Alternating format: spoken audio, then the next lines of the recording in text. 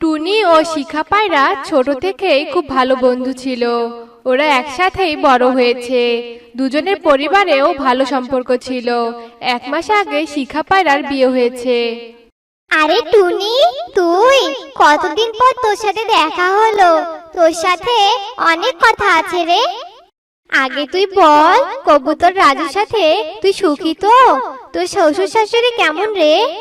লাভ ম্যারেজের তো এটাই সুবিধা, স্বামী তো একেবারে হাতের কবজায় থাকে রে। যা বলি তাই শুনে, আমার কথায় উঠে আর বসে। কিন্তু আমার শাশুড়ি একটু কড়া, আর তুই তো জানিসই শাশুড়ির অভ্যাসগুলো, কথায় কথায় ভুল ধরা। শাশুড়িরা যে কখনো ভালো হতে পারে না, সেটা তো সবাই জানে। এখন এসব বাদ দে তো, তুই শুধু বল সুন্দরবনের পাত্রপক্ষ তোকে কবে দেখতে আসবে? কি যেন পাত্রের না? ও হ্যাঁ, রানাটোনা। কবে আসবে রে? 2 দিন পর দেখতে আসবে। তোকে কিন্তু থাকতেই হবে, বুঝলি? না রে, আমি থাকতে পারবো না।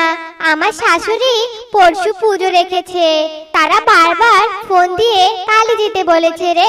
যদি না যাই ভীষণ অশান্তি করবে। জানিস, কাল থেকে 10 বার ফোন করেছে, বৌমা সময় মতো চলে এসো কিন্তু। ঢং। জানি না বাপু, বৌমাদের বিরক্ত করা ছাড়া মনে হয় তাদের কোনো কাজই নেই। হায় হায়, তোর কথা শুনে তো আমার খুব ভয় করছে রে। না জানি আমার শাশুড়িটা কেমন হবে, তা আল্লাহ জানে। পায়রার কথা শুনে টুনি ভীষণ ভয় পাচ্ছিল। এরপর 2 দিন কেটে যায়, আর টুনিকে পাত্রপক্ষ দেখতে আসে, আর তাকে পছন্দ করে ফেলে। এরপর টুনি তার মায়ের কাছে জানতে পারে যে তার শাশুড়ি মা আসলে সৎ শাশুড়ি। এ শুনে টুনি একটু ঘাবড়ে যায়, আর তখনই শিখা পায়রার ফোন আসে। কি রে, ছেলে পছন্দ হলো তো? আর তোর শাশুড়ি মা কেমন ছিল? বেশি প্রশ্ন করেনি তো? শিখা, তোকে কিছু বলার আছে রে। আসলে আমার হবু শাশুড়ি যে সৎ মা, রানার মা মৃত্যুর পর ওর বাবা দ্বিতীয় বিয়ে করেছিলেন। তখন রানা অনেক ছোট ছিল, আর এই ব্যাপারটা আমি আজই জানতে পারলাম। আর শোন না, সম্বন্ধ পাকা হয়ে গেছে সামনে রবিবারে। কি বললি? তোর সৎ শাশুড়ি মা মানে রানাটোনা সৎ মা? টুনি, তুই এই বিয়ে করিস না, বারণ করে দে। তুই ওই বাড়িতে তুই টিকতে পারবি না। নিশ্চয় রানা সৎ মা পুরো বাড়ি দখল করে রেখেছে। এমনিতে তো শাশুড়িরা খারাপ হয়, তার উপরে সৎ শাশুড়ি, খুবই সাংঘাতিক ব্যাপার।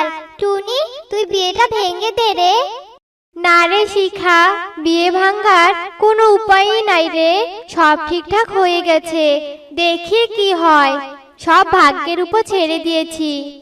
এরপর রবিবার আসতেই টুনির সাথে রানাটোনার বিয়ে হয়ে যায়, আর টুনি রানাটোনাদের বাড়িতে যায়। টুনি শোনো, তুমি আমার সৎ মায়ের সাথে বেশি কথা বলবে না। কোনো গিফটও যদি দেয় তাও নেবে না। উনি আমার বাবার দ্বিতীয় বিয়ে করা স্ত্রী, এর থেকে বেশি আমার কিছু বলার নেই। টুনি রানাটোনার কথা চুপচাপ শুনে নিল। একদিন এক সন্ধ্যায় টুনির ঘরে টুনি সৎ শাশুড়ি বিনা টুনি আসে, আর টুনিকে বলে, বৌমা, আমি তো তোমাদের বিয়েতে কিছু দিতে পারিনি, তাই এই নাও মা, এই গহনাটা। এটা আমার পক্ষ থেকে সামান্য একটি উপহার। আর শোনো বৌমা, তোমার এই বাড়িতে যদি কোনো সমস্যা হয় তাহলে তুমি আমায় বলবে। আর শোনো, কোনো কিছুর প্রয়োজন হলে তুমি আমাকে ডাকবে, একদম সংকোচ করবে না, বুঝলে? টুনি তার শাশুড়ির এমন নম্র ব্যবহারের জন্য অনেক খুশি হয়, আর ভাবতে থাকে যে রানাটোনা কেন তার মাকে এত অপছন্দ করে। তাই এই ব্যাপারে জানতে টুনি রানাটোনার বাবার কাছে যায়, আর সবটা জানতে চাইলে টুনির শ্বশুর বলেন, কি আর বলবো বৌমা, রানা যখন অনেক ছোট্ট ছিল তখনই ওর মা মারা যায়। তাই ওকে দেখাশোনা করার জন্য আমি বিনাকে বিয়ে করে নিয়ে আসি। বিনা রানাকে বড় করবে বলে নিজের সন্তানও নেয়নি। কিন্তু রানা বিনাকে একদম সহ্যই করতে পারে না। ওর মনে একটাই ধারণা যে সৎমা কখনো ভালো হয় না, আর কখনো ওর মায়ের জায়গাও কাউকে দিতে চায়নি। তাই রানা ওর সৎমাকে একটুও ভালোবাসে না। বাবা, ও ও বাবা, আপনি আর ভাববেন না, আপনি দেখবেন সব ঠিক হয়ে যাবে বাবা। আপনার ছেলে একদিন ঠিক মাকে বুঝতে পারবে। মায়ের প্রতি আপনার ছেলের ভুল ধারণাটা আমি ঠিক ভাঙবো বাবা। এভাবেই বেশ কিছুদিন কেটে যায়। একদিন রানা টোনা মন খারাপ করে বাড়ি ফিরে আসে। এ কি রানা, তোর মন খারাপ কেন? কি হয়েছে বাবা তোর? আপনি আমার সামনে থেকে সরুন তো, আমি অনেক টেনশনে আছি। সরুন তো বলছি। টুনি, এই টুনি। রানা টোনার ডাক শুনে টুনি ও রানার বাবা বাইরে আসে। কি হয়েছে গো? এ কি, তোমার মুখটা শুকনো লাগছে কেন? কি হয়েছে তোমার? বলো আমাদের, বলো। আমার সব শেষ হয়ে গেছে। অফিস থেকে আমাকে 2 লাখ টাকা রাখতে দিয়েছিল। আমি টাকাটা ঠিক করেই রেখেছিলাম, কিন্তু আজ দেখি টাকাটা চুরি হয়ে গেছে। এখন কি করব বাবা? এত টাকা আমি কোথায় পাবো? বস বলেছে টাকা দিতে না পারলে ওনারা আমাকে পুলিশে দিবে। এখন আমি কি করব? তোমরা বলো আমাকে, আমি যে কিছুই বুঝতে পারছি না বাবা। এসব কথা বলে রানা চিন্তিত হয়ে ঘরে চলে যায়। বৌমা, তুমিও ঘরে যাও, রানাকে গিয়ে সামলাও। আমরাও দেখছি কি করা যায়। অবশেষে বিনা টুনটুনি তার সমস্ত গহনা বিক্রি করে দেয়, আর গহনা বিক্রি 2 লক্ষ টাকা টুনিকে এনে দেয়। বৌমা, এই নাও 2 লক্ষ টাকা। আমার ছেলেকে দাও। আমি থাকতে আমার ছেলেকে কখনোই বিপদে পড়তে দিব না বৌমা।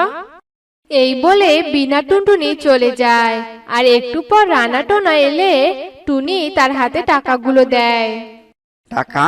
এতগুলো টাকা তুমি কোথায় পেলে টুনি? কে দিয়েছে তোমার টাকা? মা দিয়েছে গো। তোমার মা দিয়েছে? অনেক ধন্যবাদ টুনি। আমার মা নয়, তোমার মা দিয়েছে, মানে আমার শাশুড়ি দিয়েছে। ধন্যবাদটা তুমি তাকেই দাও। তুমি এসব কি বলছো? আমি ঠিকই বলছি। তোমার মা তার সব গহনা বিক্রি করে তোমার জন্য টাকা দিয়েছে। তোমার মা তো তোমাকে খুব ভালোবাসে টোনা। তোমার জন্য সে সবকিছু করতে পারে। তোমাকে বড় করবে জন্য সে কখনো বাচ্চা পর্যন্ত নেয়নি। আর তুমি কি না? এসব কথা শুনে রানা চোখ দিয়ে ঝরঝর করে পানি পড়তে থাকে, আর সে বিনা টুনটুনির কাছে যায়। মা, তুমি আমাকে ক্ষমা করে দাও। মা, আজ থেকে তুমি আমার মা। এখন থেকে তুমি আমার সৎ মা নও।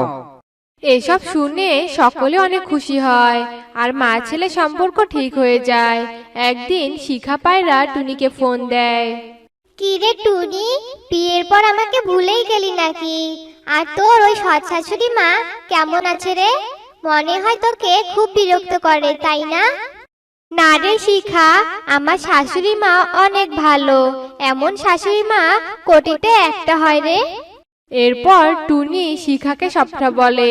সব শুনে শিখা পায়রাও অনেক খুশি হয়, আর তার চিন্তা ভাবনাও পাল্টে যায়।